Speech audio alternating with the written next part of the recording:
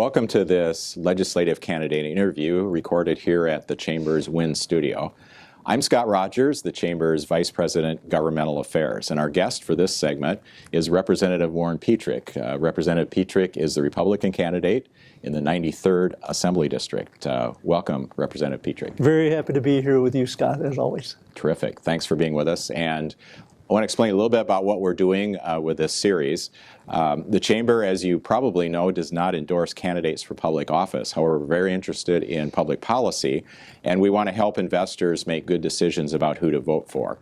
And so our purpose today is to learn a little bit more about this candidate and to hear, in his own words, his thoughts about business-related issues. So, Warren, let's start with learning about you. So, tell us what you can about your background, what led you to become part of the legislature. Well, thank you, Scott. Many people know me from the Chamber of Commerce right here in Eau Claire. I just look back, and I believe I started as an investor about 27 years ago through United Cerebral Palsy when I first worked for them. But I always have had a business emphasis because I've run a small business in Wisconsin now for over 50 years. So when I was first asked by many of the giants of the Chippewa Valley at the time to run, it was very humbling to even be considered. But this was 12 years ago now when I first won election. So 2010, I came into office. And it's been an exciting, wonderful adventure, and my focus has been constantly on creating a better business climate in Wisconsin. And that truly has been what I've, very true to your mission, the advocate for business. I really hope that I can wear that mantle well, because what we've looked at is how to create that climate that gives some stability to those that want to invest in our state. And that's very dear to all of your members, of course, and it's how to create that in the best way. So we looked at many options, and of course, when I entered, it was like, how do we reduce our tax burden, for one? How do we reduce regulations that are unnecessary? How do we make the machine work better? And so that's always been my focus. And luckily now, as chair of workforce development, I can move the needle every now and then and really get behind the things that work. So I learn very much from your members. I learn from members of the other chambers that I'm a member of. I learn from my colleagues and mostly from my constituents who have fantastic ideas of how to move forward. But it's been a remarkable experience, and I want to continue on with that work and make a better climate for everybody in Wisconsin. All right, well, let's talk about the next session of the legislature coming up. So if you are the representative from the 93rd district when January rolls around, what are some of the things you're going to be especially working on in terms of issues? Well, certainly education is our #1 priority. It always has been, but more so than ever, it becomes a workforce issue to me. And so creating that good pipeline of talented people that have the skills or want the skills. So that's where government can be involved. And so I will continue to prioritize education and making investments in that are smart, fiscally responsible, that help young people and older people that are maybe transitioning. So I really want the Department of Workforce Development to become that bureau that actually helps people get back to work if they need help. So we actually introduced a whole package of bills that would change the focus from mainly dealing with unemployment to reemployment assistance. And the package of bills that Senator Roth and I came up with was very, very welcome, and we'll see how that goes in the future, but I would certainly like to take that forward again. Secondly, expanding broadband options in the rural areas has been on my radar since probably mid 12 years. I believe in 2015 it was that Senator Markline and I were assigned to be co-chairs of a study committee. So legislative study committee, bipartisan group, got together, brought in experts from all over. Bottom line, go into unserved areas and go into underserved areas and keep the focus there. And at first it was like, oh yeah, everybody should get it, and certainly that's our goal, is eventually. And it's going to take time, but it's going to take collaborations between private business and the government. So government can't do this on their own. Private business can't do it on their own. So how do we work together to get that done? So those are two of my top priorities going into this next budget, is to make sure. And honestly, 33% of the last budget went into education, which I think is a very good number. So every dollar that comes into our state coffers, we spend about a third of that or so. And sometimes more, sometimes less, depending on what's going on. But certainly 700 million in more investment in this last budget than the one before that is a step forward, I believe, in education. So you mentioned that you're chair of the workforce committee. Yes, sir. So tell us a little bit more about that. How does that work? You mentioned a package of bills. You worked on them last session, but you have not gotten them across the finish line. So what are some of the things you're going to be doing specifically as chair of the workforce committee? Well, the Workforce Committee is a bipartisan group of individuals and representatives. So I'm just in the Assembly, but then Senator Roth was my colleague over on the other side, and Senator Fine actually had workforce development on the Senate side. But that all being said, we'll work together as a team and hopefully work along with the governor, even though this last time he didn't seem to be all that interested in taking our ideas forward. But we certainly presented them to him and said that these are good ways to move the needle forward. So unemployment insurance has worked in other areas of the country. We looked at many, many models, but Florida in particular has a great model that puts the emphasis on putting people back to work. So, for example, you come in, you need help retraining or training, and they sit down with you as a coach and they walk you through the process and they get you connected. They get your resume on the website. Mandate that. Make sure that they get on the state website so that employers out there can see who is available, what their skills are, how do we match those up.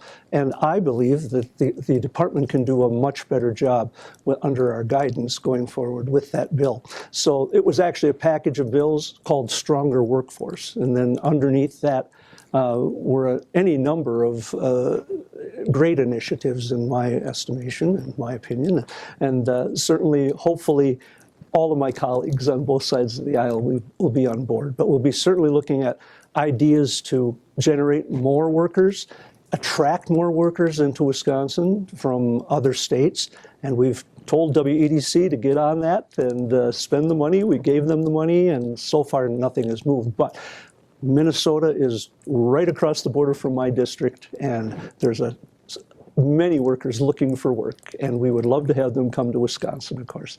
In Chicago, there's a whole nother pool. And interestingly enough, there's a whole pool that aren't available presently, but could be with the right training, and that is in the prisons. So I'm on a study committee, legislative study committee this summer and this fall. And we're looking at options to get these people trained and get them to work. Most of them want a chance to be great citizens. They want to contribute to the community. They want to make up for what they perhaps did. And as offenders, we know that we can sit down and help them. So there are many good options, and I'll be talking to you and your staff and my other chambers of commerce. I know you come down and listen to hearings and participate, and we really appreciate that. Thank you. It's good to have your knowledge and your emphasis, your advocacy too. Thank you. You mentioned education, yes. And one of the major projects for our region is the proposed science and health sciences building at UW-Eau Claire with a research partnership with Mayo involved in it. It was first phase was funded 2 budgets ago, skipped a budget cycle, it didn't get funded. Now the regions have proposed including it.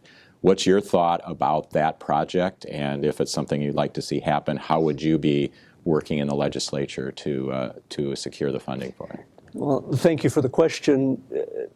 Chancellor Schmidt and I have talked about this many times before when it first came on the radar.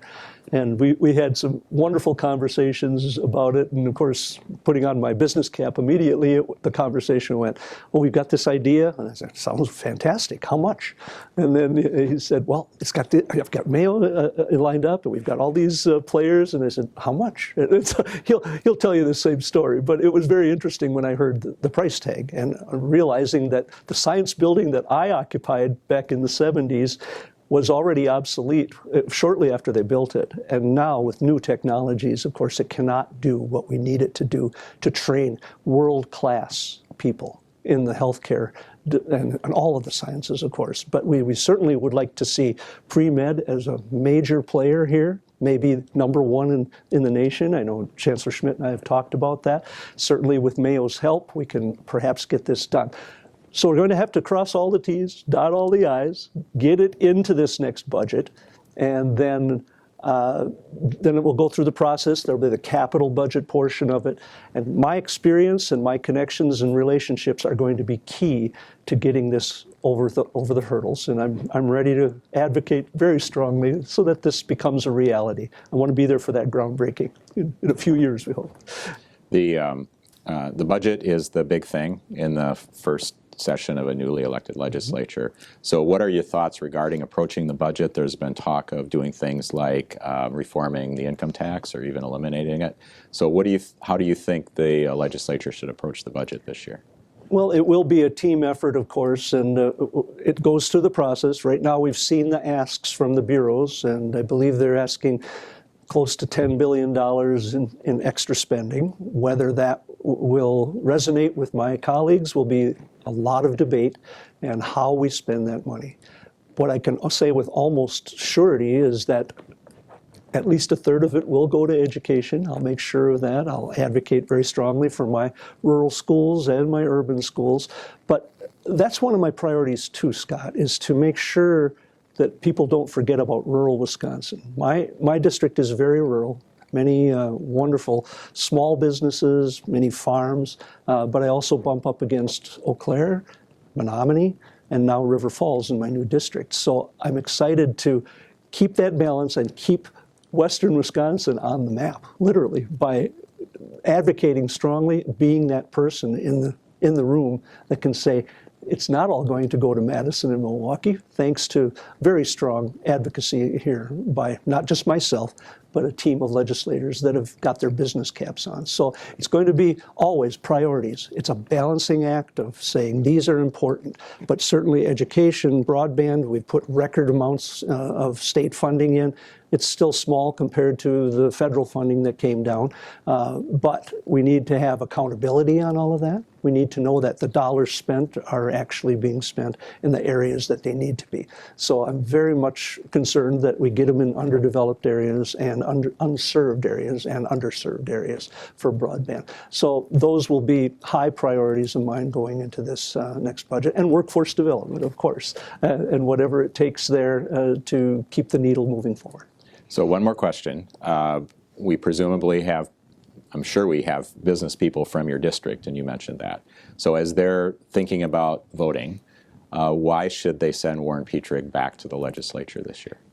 Well, I would look them all in the eye, and I have on many occasions, whether it's an event for the chamber, which I love to attend, and I love seeing them all at the Chippewa Valley Rally. I look forward to that again this year. Have we set any dates yet? We'll talk about that off camera. February 22nd. Oh, thank you very much. All right, February 22nd, I'll look forward to that very much. Right. But when they look at who to send, I really feel called to this position. I feel that I can be the advocate for business from the Chippewa Valley and all of Western Wisconsin. I will continue my work. I'll keep that focus going forward. I'll never lose that. My mentors when I first ran, the Lee Marquarts, the Owen Ayerses, the leaders here, Walter Gold, that encouraged me to run, said always keep that business hat on when you're dealing with government and try to keep taxes low, keep regulations reasonable, to protect people, but also to help us grow and help make this the best state where play and work and retire. Many of us might look forward to that at some time in the near future. So it's a wonderful place to live. I'm so positive on Wisconsin. We've got our greatest days ahead of us. I really believe that. All right. Well, thanks for joining us today, Warren. Thank you very much, Scott. Enjoyed it. We're just going to remind everybody, Election Day is November 8th. Be sure to do your research and vote. Thanks for joining us.